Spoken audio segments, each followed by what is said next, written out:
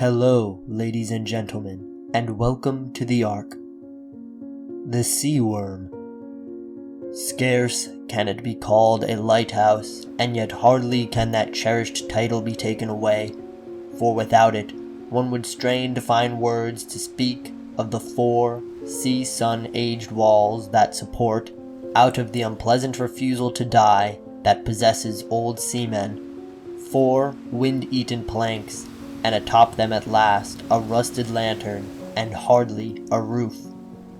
Each day, as Gull bore the heavy sack along the beach, wincing as the edges of broken shells dug into the bottoms of his feet, the lighthouse appeared out of the fog, first as a dull glow in the ghostly mist, then as a lantern-bearing skeleton swaying to the seething tune of the waves, and at last as a shuddering wooden structure, barely standing and barely distinguishable from the tattered wrecks of ships that littered the beach.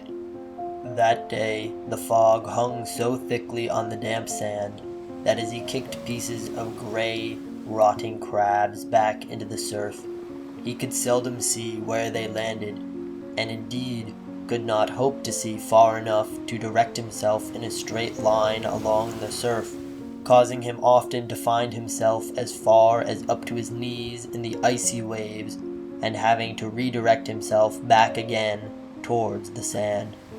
Twice he was almost dragged down by the pull of the tide against his ankles, and, as he stumbled sheepishly over unseen driftwood, he feared that at any moment he might find himself up to his waist in the waves, unable to see anything but deepening water on all sides.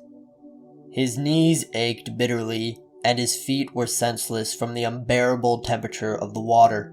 He tucked his arms to his chest and pulled his loose shirt around him, though it was of no comfort, as the air was as cold as the sea, and the wet folds of his shirt already clung to his shivering body. Gull was vastly relieved when the lighthouse at last emerged from the fog. Several feet behind him and to his right, having nearly slipped by him and vanished without his noticing, he pressed towards it through the resisting tides, shuddering all the more at the near escape of his death, which would certainly have fallen eagerly upon him before another mile down the beach, and sent him blind and shivering to float in the shallows. He sounded his fist 3 times against the rough planks of the door, and, upon the clank of the latch, threw himself into the interior of the lighthouse, and was at once sheltered from the cold winds, and enveloped by the moaning of the close walls and the trembling light of the lamp that rested atop the single stooped table. "The old man is angry," came the watchman's tattered voice from the shadows, cutting clean under the hiss of wind and waves, and sounding of an immeasurable size between the walls, like the rumbling of a ship's belly rising out of the darkness. "Sit," he commanded. Gull disburdened himself of his load, and sat upon the table's only chair, which groaned at the burden of his weight. The watchman came within touch of the lamplight, and his scarred, pitted face bloomed out of the shadows, like a white hunk of fish meat that sailors had cut into with their knives, but thrown back into the ocean halfway through their meal, fearing its foul taste and sickly pallor. His eyebrows were the only feature that retained the yellow lamplight. They caught it in their wild bristles, and reflected it down to illuminate his fierce, yet surprisingly delicate, gray eyes. "He's had enough," growled the watchman. "He's given himself over to a drunken rage, as all men do at the sight of their own rusted decrepitude. The veins in his temples bulge in anger like scaly gray sea serpents, and yellow lather drips from his gnashing teeth. He bellows at the sky and throws himself against the land. He vomits the fish from his belly and throws the sailors from his waves. He curses man for taming him and making him weak, for teaching him the pleasures of liquor and women, and corrupting him with the glittering treasure they toss into his waves.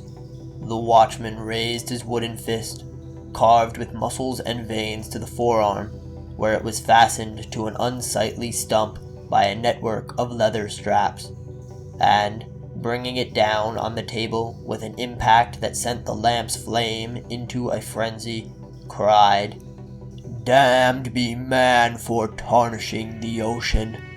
The slits between the boards of the door glowed white with lightning, and outside, thunder echoed the watchman's blow as he advanced on Gull, dragging his wooden fist along the table with each heavy step. "He who harnessed the winds, he who tamed the beast, he who killed the mighty sea worm, it is he who is the corrupter. Man will drown himself, and the ocean will weep and run up the shores to drag the sailors' bodies to rest in the ocean, and his heart will be broken, and never will he stop to realize that he was seduced by the most treacherous worm of all." "Watchman." Gull addressed him as such, for the man had given no other name, and snarled ferociously at any further inquiries upon a name or title. "There is a confession I must make, to a hardened man like you, and no offense I mean by that. I may seem lacking in power and stature as I sit here trembling in my wet clothes, with my eyes tearing from salt water like a babe's. It is true, I am not but a ship hand who, in desperate need of finances, have let myself be employed by a menacing and not entirely reputable watchman, and no offense I mean by that, who I must bring provisions each day to prevent his starvation, as he is too stubborn to leave his lowly post. Yes, all of this stands true, and yet it is I, part-time ship hand and errand boy of the watchman, who battled the fearsome sea worm, and from his jaws downward rent him in half with my bare hands. "Rise," ordered the watchman. "I must sit." Gull rose and stood against the wall, unable to sit upon the floor, as he often did, due to the water which had collected on the warped floorboards. The lighthouse was silent, but for the sound of wind, the rhythmic sloshing of the waves, which seemed as if they were knocking against the very door of the lighthouse, and the rattle of rain, interrupted only by the sudden claps of thunder, by which the watchman, who sat peering into the lamp with his wooden fist stretched out upon the table before him, was unmoved. The watchman's face was growing red, as if the half-eaten fish were coming back to life, and its lumpy flesh was filling once more with blood, and his battered cheeks twitched, and his lips fumbled beneath his skewed nose. With his good hand, he pulled at the skin beneath his chin, stretching it away from his neck and letting it snap back, as if he were searching for the proud Adam's apple that once jutted from his throat. Suddenly, the watchman's face underwent a terrible transformation. His cheeks nodded, tears streamed down his livid face, and yellow foam dribbled from the edges of his mouth. In the sputtering lamplight, as shadows moved across his face, the watchman looked like a camouflaged octopus, ready to pounce on his unwitting prey. The watchman's mouth stretched open like a gill taking in air, looking almost like a smile, if it were not for the fact that the watchman's mouth was not meant to smile. "The sea worm was my son," sobbed the watchman. "It is my son that you have killed." There was a heave of wind, the latch snapped, and the door burst inward to reveal the waves which foamed and strained recklessly for the lighthouse, like white stallions under the whip. "I raised him here in this lighthouse, and wrestled with him in the waves, and brought him nets overflowing with fish. And when he grew too large to sleep in the lighthouse, I buried the skulls of seals and sailors that watched up on the beach." The watchman raised his fist to the lamp, and the bulging wood knuckles and smooth veins were molded by the lamplight and shadow, and his face too seemed to be illuminated, and his tears melted into his cheeks. "Then came the day he took my hand from me, but even with my blood still on his lips, there was such love in the gray membranes that stretched over his sightless eyes, that through my tears I loved him back, as much as any father loves his son. I adored his lumpy brown flesh, and pressed my lips to each of his 12 legs, and cradled my stump as he slithered away into the waves." "It is just as you have proclaimed, old watchman. His heart will be broken, and never will he stop to realize that he was seduced by the most treacherous worm of all. You have been fooled into the cruelest of sins. Not only did you give your life to a monster, but you loved that foul creature as your own son, and let it believe that it was a saint." Gull crossed swiftly to the busted door and thrust his finger towards the waves. "Look upon the sea, old watchman. He is weeping for the man he must drown. He is weeping for you. You'll hang for what you've done. I swear that upon my good hand. Morning will find you swinging loose in the salty air, with the gulls clustering around your body, flapping and pecking, and beneath them me, laughing at the fool on the end of the rope. Mark my words, errand boy, you'll hang for what you've done." "A fool, you say? Can you not see that I am your hero, your savior, the single morsel of light in your stew of treachery? I, part-time ship hand and your loyal errand boy, have made right your evils and sent the hideous sea worm back to the trenches of the deep." The watchman leapt to his feet, causing the table to be upset and the lamp to be doused, and just before the interior of the lighthouse was plunged into darkness, Gull saw the watchman raise his wooden fist, and his mouth exploded with pain. Damn you, bellowed the watchman over the crash of thunder. "Damn you for what you've done. Damn you for who you are, and 1,000 times more for who you claim to be. You know nothing, and yet you presume everything. You are nothing, and yet you claim titles.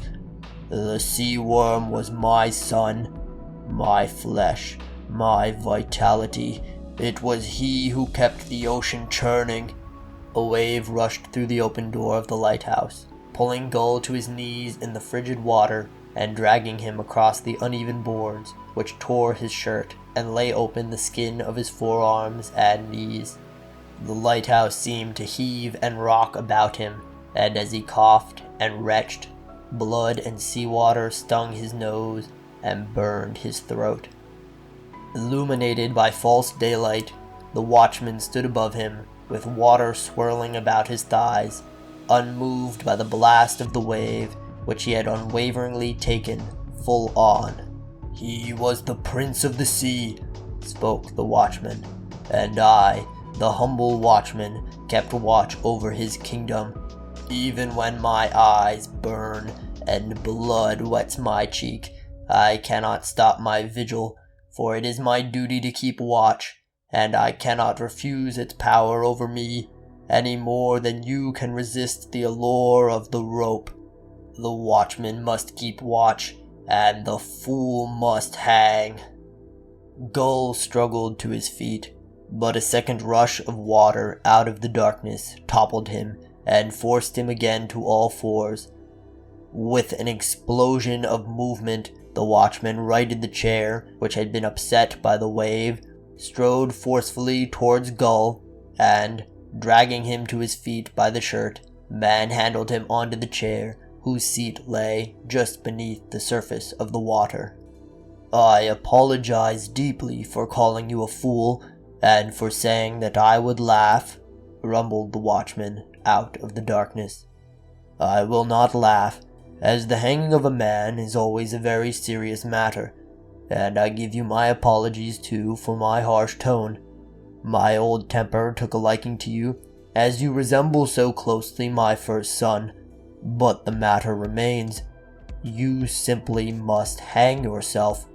If you do not hang yourself, the sea will be unappeased, and the ocean will rise, and I, humble watchman, who cannot leave my post, will be drowned, and my eyes will rot or be eaten out by fish, and I will no longer be able to keep watch, and in my absence, the sharks and other carnivorous fishes will gorge their bellies and take their meals too often, and the oceans will be picked clean of prey, and the carnivores will starve or tear each other apart, until only Balthmus, the largest of all the ocean beasts, with 14 tails and 300 eyes, remains.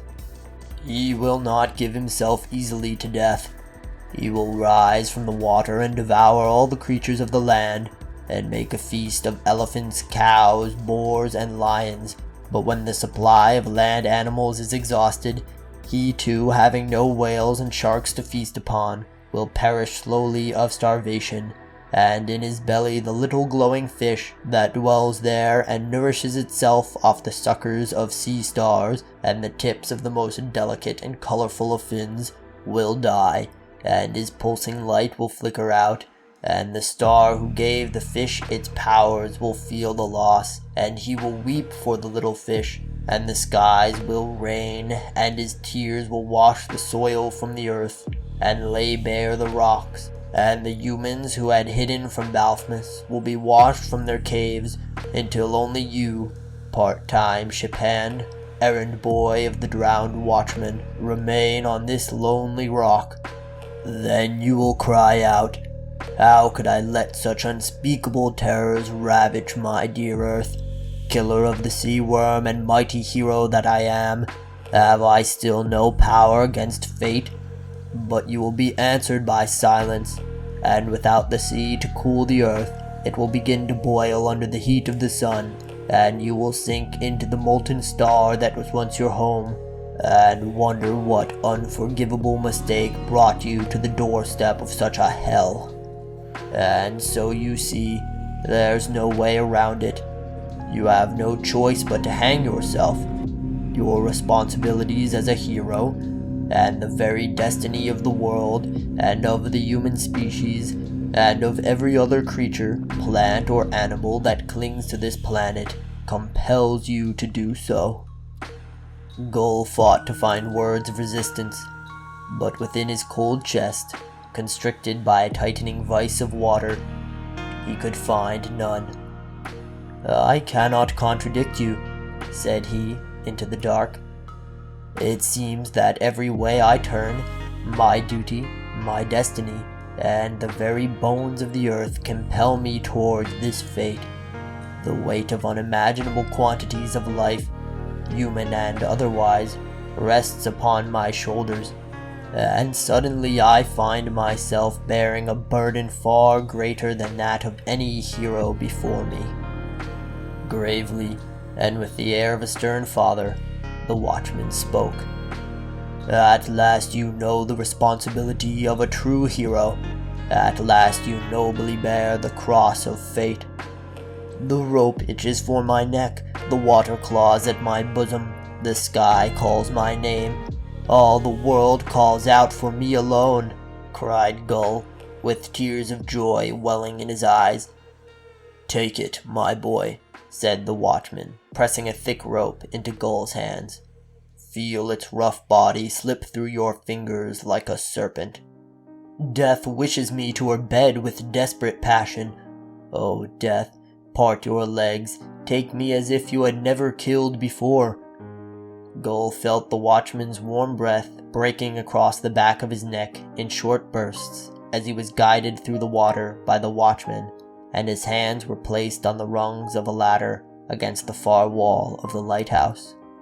As Gull ascended the ladder, his giddy heart thrilled with expectation, and an elated warmth spread through his numb extremities. It seemed to him as if even the anticipatory breath of the ocean was aiding the watchman in pushing him up the ladder. He pulled himself through a hatch and onto the roof of the lighthouse, wincing at the rain-curtained glare of the lighthouse's battered lantern. A searing finger of lightning illuminated the waves, which erupted in cascades up into the flaming thunderclouds, forming giant peaks that gleamed white like ice. He steadied himself against the lantern's post as he secured the rope to the lantern's metal support ring. He peered from the top of the lighthouse as if from a crow's nest aboard a ship where all but the main mast had been swallowed by the sea, and called out over the waves with exultation. And as he slipped the rope over his head, he felt that the sea was a pretty but harmless thing, like a field of flowers, and felt himself filled with such joy as if he were a girl in a dress a bit too tight around the neck, looking out over her peaceful wonderland. And as his feet slipped from the roof of the lighthouse and the air rushed up around him, he heard the watchman's roaring laugh sound out